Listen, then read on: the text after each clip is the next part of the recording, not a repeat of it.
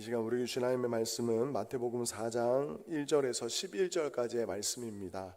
우리 한 절씩 함께 교독하겠습니다. 그때에 예수께서 성령에게 이끌려 마귀에게 시험을 받으러 광야로 가사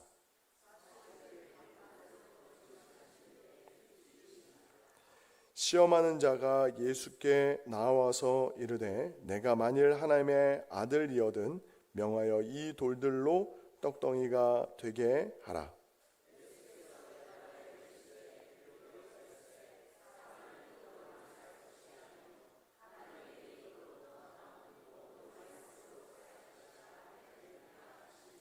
이에 마귀가 예수를 거룩한 성으로 데려다가 성전 꼭대기에 세우고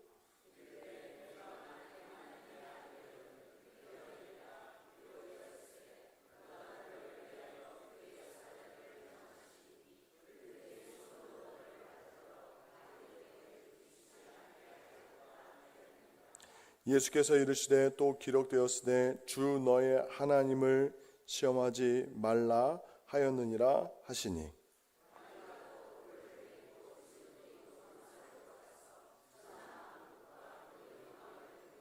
이르되 만일 내게 엎드려 경배하면 이 모든 것을 내게 주리라.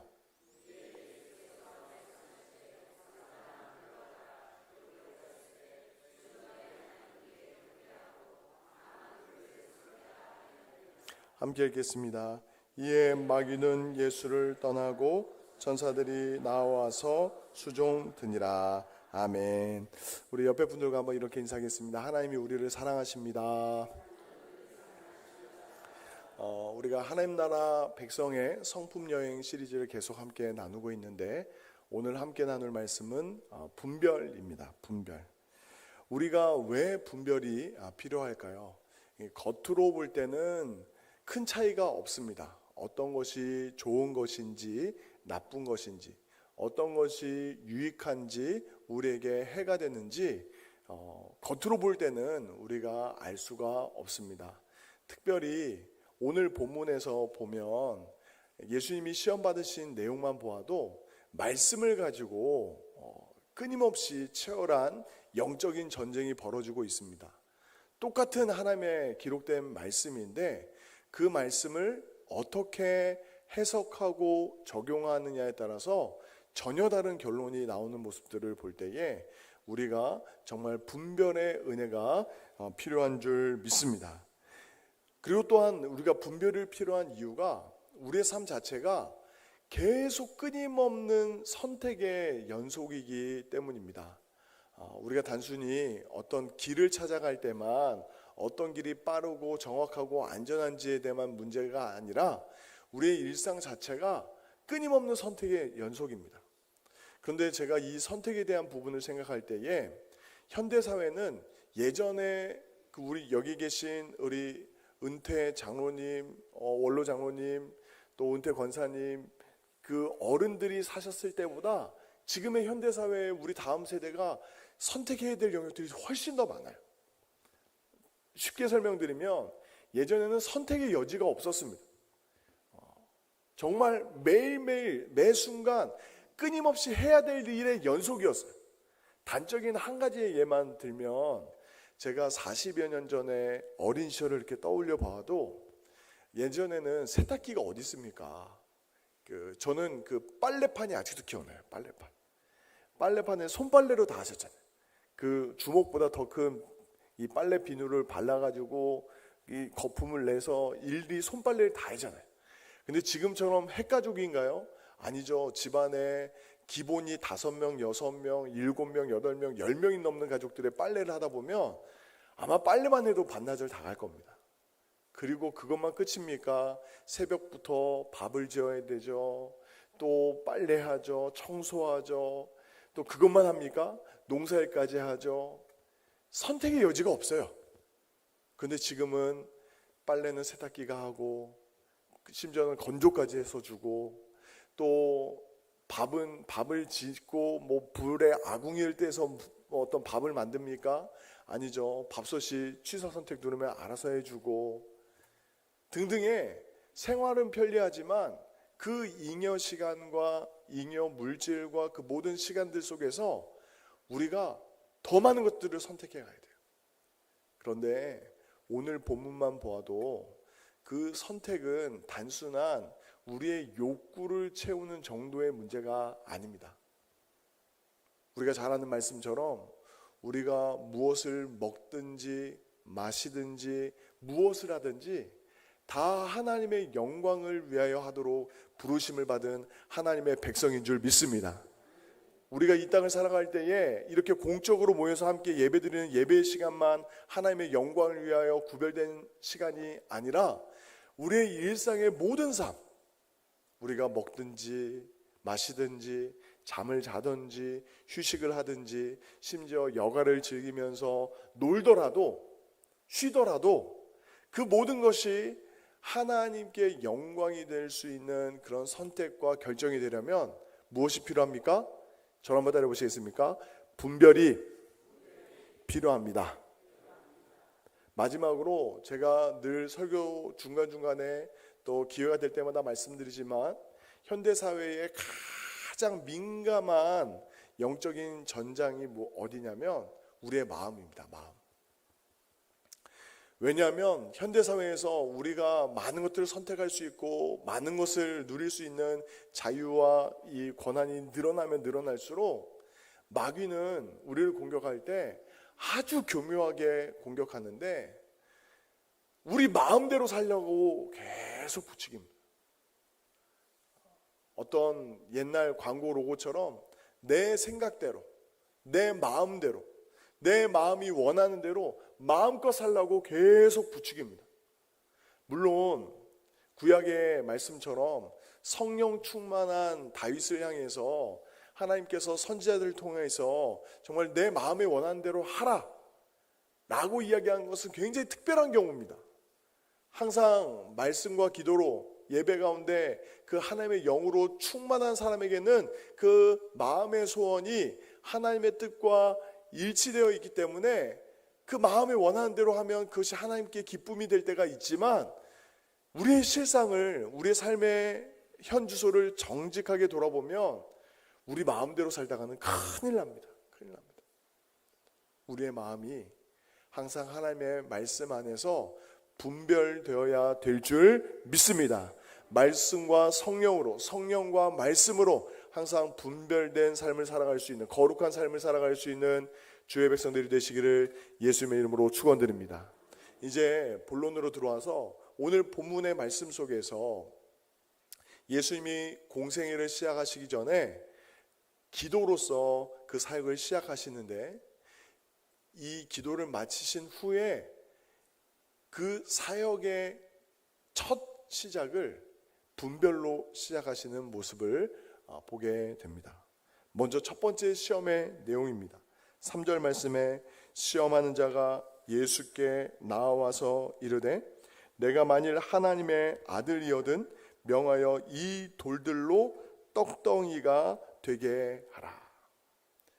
이제 하나하나 이 세 가지 시험을 하나하나 살펴보겠지만 인간이 느끼는, 우리가 하나님의 형상대로 지음받은 우리가 이 땅을 살아가면서 느낄 수 있는 기본적인 필요 또는 욕구가 그대로 드러납니다. 오늘 본문 3절에서 드러나는 욕구는 어떤 문제입니까? 우리가 매일매일 살아가는 데 있어서 식욕의 문제를 다루고 있습니다. 식욕. 우리가 배고프면 먹을 것을 찾습니다. 목이 마르면 마실 물을 찾습니다. 그 욕구 자체는 문제가 아닙니다. 어떤 의미에서 가치 중립적이고 때로는 하나님께서 우리가 필요를 따라 하나님께 구하고 그 필요를 공급받는 것은 참으로 선한 일입니다. 그런데 문제는 무엇입니까? 지금 마귀가 교묘하게 우리의 필요를 넘어서서 그 필요가 하나님의 뜻보다 앞서도록 예수님을 시험하고 있는 것입니다. 하나님의 아들인 예수님을 마귀가 시험하고자 했다면 그 예수님을 따라 살아가는 그리스도인들의 삶을 왜 공격하지 않겠습니까? 왜 공격하지 않겠습니까? 우리의 삶에 그 떡만 떡으로만, 이 먹을 것으로만 국한해서 생각하시면 안 됩니다. 좀 더 우리의 이해를 돕기 위해서 돈의 문제죠. 경제의 문제입니다. 경제의 문제. 생존의 문제. 우리가 일용할 양식을 늘 구하는 기도를 합니다. 일용할 양식이라는 것이 단순히 우리의 허기진 배를 채우는 문제만이 아니라 우리가 이 땅을 살아가면서 필요한 재정이 필요하고 삶의 여건이 필요한 것이 맞습니다.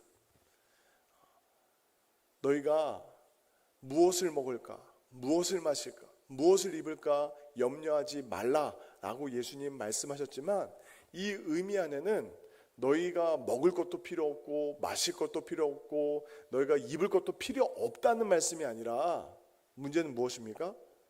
먼저 그의 나라와 그의 의를 구하라 말씀하신 주님의 본래의 뜻은 우리 인생이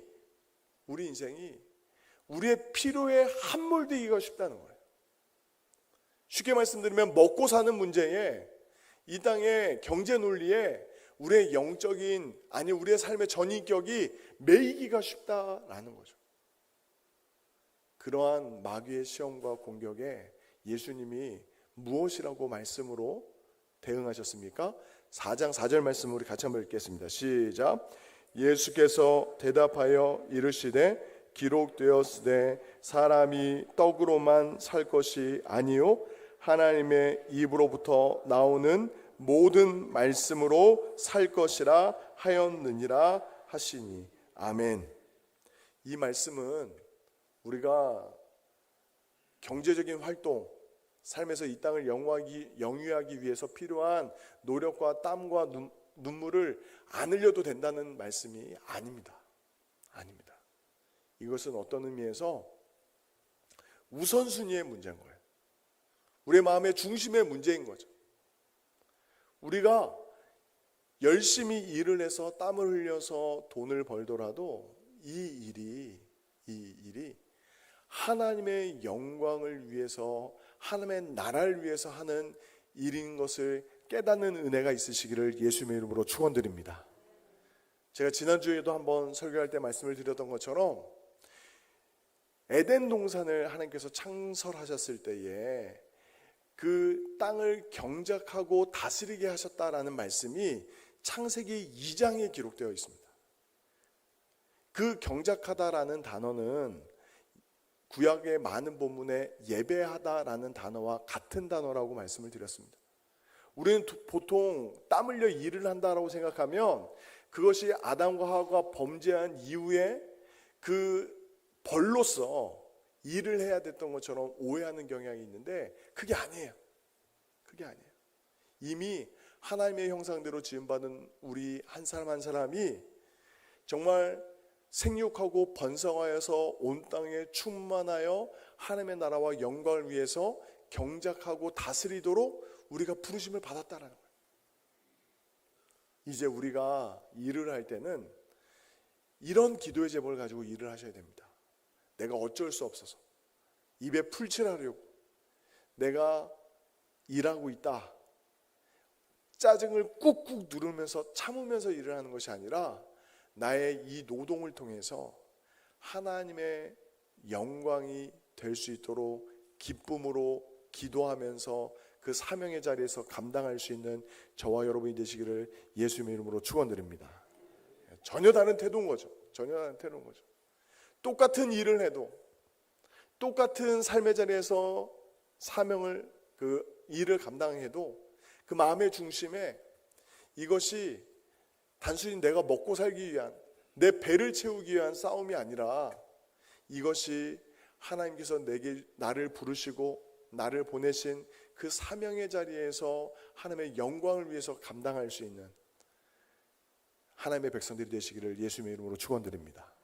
두 번째 시험은 5절과 6절에 기록되어 있는데, 이에 마귀가 예수를 거룩한 성으로 데려다가 성전 꼭대기에 세우고 이르되 내가 만일 하나님의 아들이어든 뛰어내리라 기록되었으되 그가 너를 위하여 그의 사자들을 명하시리니 그들이 손으로 너를 받들어 발이 돌에 부딪히지 않게 하리로다 하였느니라.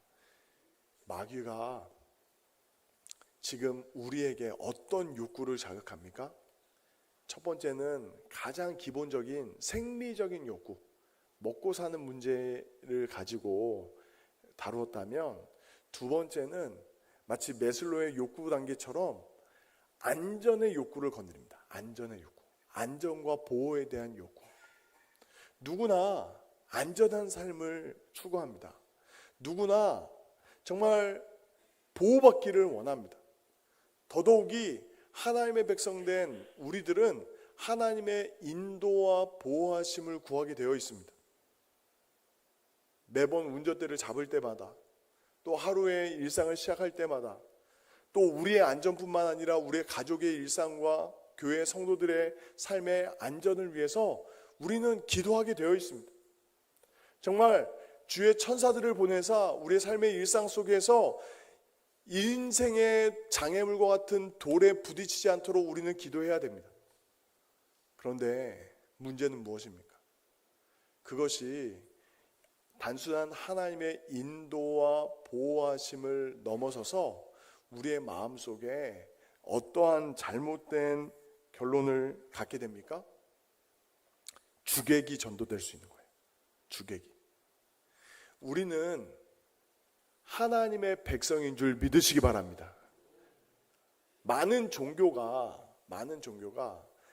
이방의 종교가 특별히 우리 한민족 가운데 가장 뿌리 깊게 자리 잡고 있는 이 샤머니즘, 무속신앙이 갖고 있는 가장 죄스러운 뿌리가 뭔지 아십니까? 내 마음대로 신을 부리겠다는 거예요. 어떤 수단과 방법을 가져서라도 조금 좋은 말로 포장해서 내가 정성과 공을 들여서 그 신의 마음을, 신적인 존재의 마음을 움직이겠다라는 시도가 우리 안에 있는 종교심 안에 있는 거죠. 이것을 잘 분별하셔야 됩니다. 정말 하나님이 우리의 삶을 인도하시고 보호하시고 지켜주셔야 된다는 그 믿음과, 내가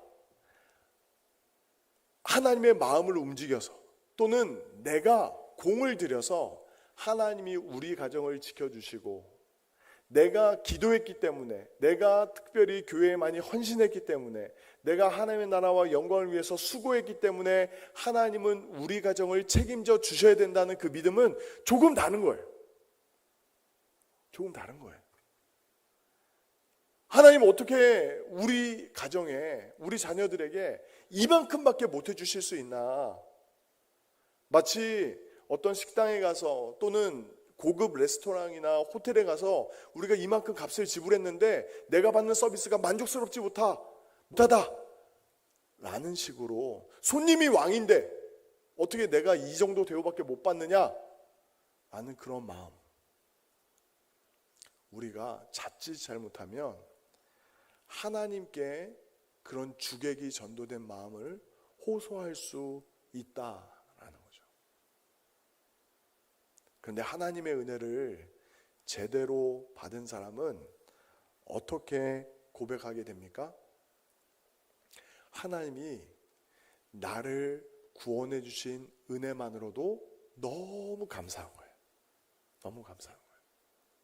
죄와 허물로 죽었던 우리를 하나님의 그 무한하신 긍휼로 구원해 주신 것만으로도 감격스럽고, 나를 하나님의 자녀 삼아 주신 것은 더더욱 놀라운 사실이고, 더더욱이 그 자녀된 우리에게, 하나님의 백성된 우리에게 우리의 삶의 자리에서 사명을 맡겨주신 것만으로도 너무 감사한 거예요. 너무 감사한 거예요.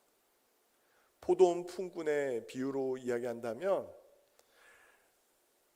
이 포도원 품꾼이 내가 아침 일찍부터 일해서 저녁 늦게까지 일한 사람과 중간에 들어와서 일한 사람과 어떻게 똑같은 대우를 받냐라고 생각하지만, 포도원 품꾼이 제대로 은혜를 받았으면 나같이 자격 없는 사람을 아침부터 불러서 일을 시켜주신 것만으로도 감사하는 마음을 갖는 것이 바른 자세인 거죠. 우리 예수님 마귀의 시험 앞에 무엇이라 말씀하셨습니까? 주 너의 하나님을 시험하지 말라. 주 너의 하나님을 시험하지 말라. 하나님은 우리의 주, 우리의 왕이신 줄 믿으시기 바랍니다. 절대 하나님과 우리 사이의 위치를 바꾸려는 시도, 세상 많은 사람들이 그 어떤 종교적 방법으로 복을 구하는 그런 잘못된 기도를 우리가 벗어나야 되는 거예요. 벗어나야 돼요. 하나님의 은혜를 제대로 깨달아서 그 은혜에 합당한 삶을 살아갈 수 있는 저와 여러분이 되시기를 예수님의 이름으로 축원드립니다. 세 번째 시험은 마귀가 그 영광을 보여줍니다. 8절과 9절 말씀에 보면 마귀가 또 그를 데리고 지극히 높은 산으로 가서 천하 만국과 그 영광을 보여 이르되 만일 내게 엎드려 경배하면 이 모든 것을 내게 주리라. 사람이 기본적인 욕구가 다 해결이 되면 어떤 경제적인 욕구, 어떤 기본적인 생존에 대한 생리적인 욕구와 경제적인 욕구와 안정과 보호에 대한 욕구가 다 채워지고 나면 그 다음에 사람들이 추구하는 욕구가 무엇입니까? 인정의 욕구가 있습니다. 좀 인정의 욕구보다 조금 더 강한 욕구가 있다면 명예에 대한 욕구죠. 명예에 대한 욕구. 나는 뭐 그렇게 인정받고 싶거나 어떤 명예에 대한 명예욕이 없다 라고 생각하시겠지만, 아주 좁은 의미에서 생각해 본다면 여러분 한 분 한 분이 한 집안에 이제는 어른이실 텐데, 한 집의 아버지 또는 어머니 또 집안의 어른으로서 역할을 이제 하고 계시는데, 그 어른다움을 인정받기 원하시는 것은 지극히 당연한 일입니다. 물론 어른이 어른다우셔야 또 존경과 사랑을 받게 되어 있는데, 꼭 명예라는 단어라니까 거부감을 느끼실지 모르겠지만, 사람은 하나님의 형상대로 지음받은 우리는 단순히 이 기본적인 욕구만 해결된다고 해서 만족을 누리는 것이 아니라 누군가로부터 사랑과 존경을 받을 때 행복을 느낀다고요. 어떤 조직의 장이 되거나 수장이 되는 것만의 문제가 아니라 작은 공동체일지라도 우리가 선한 영향력을 끼치고 또 그것을 인정받을 때 행복감을 누린다라는 것이죠. 그런데 지금 마귀가 제안하는 것은 무엇입니까? 내 왕국을 세우라는 거예요. 내 왕국. 창세기에 보시면 믿음의 사람의 길과 믿음 없는 사람의 길, 순종의 사람의 길과 불순종의 길, 그 두 가지의 길을 극명하게 나누는 상징적인 단어가 있습니다. 자기의 이름을 높이고자 하는 사람들의 길은, 그 가인의 길은 성을 쌓게 되어 있습니다. 자기의 이름으로 된 성, 내 이름으로 된 건축물, 내 이름과 업적을 후대에 남길 수 있는 기록을 남기려는 시도들을 끊임없이 합니다. 그런데 하나님의 나라와 영광을 위해서 부르심을 받은 인생의 걸음마다 남겨진 족적은 제단을 쌓습니다. 제단을 쌓. 자세히 한번 보십시오. 셋과 그 이후에 노아와 아브라함과 이삭과 야곱과 그 믿음의 사람들의 걸음마다 중요한 순간에 무엇을 남기냐면 하나님의 이름을 불렀더라, 제단을 쌓고 하나님께 예배했더라 라는 내용들이 반복적으로 기록에 남습니다. 만약에 인생의 세상의 시각으로 본다면 참 역설적으로 아벨보다 가인이 성공한 인생으로 평가받을 수 있습니다. 세상의 관점으로 본다면 이 이삭보다 오히려 그 이삭의 두 자녀인 그 에서와 야곱에 있어서 에서가 당대의 사냥꾼이었습니다. 탁월한 사냥꾼이었어요. 이삭의 나이 많은 나이 차이가 있는 물론 베다른 형이지만 이스마엘이 당대에 더 힘이 있었습니다. 에서도 그렇습니다. 또 요셉의 형들도 그렇습니다.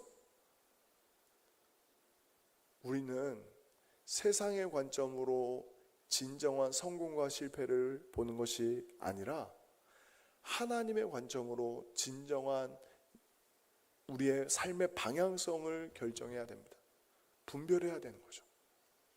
하나님은 지금도 세상적으로 성공한 사람을 찾는 것이 아니라 하나님을 참되게 예배하는 주의 백성들을 찾고 계시는 줄 믿으시기 바랍니다.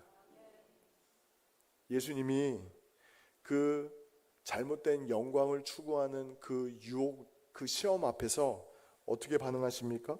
10절과 11절에 이에 예수께서 말씀하시되 사단아 물러가라 기록되었으되 주 너의 하나님께 경배하고 다만 그를 섬기라 하였느니라.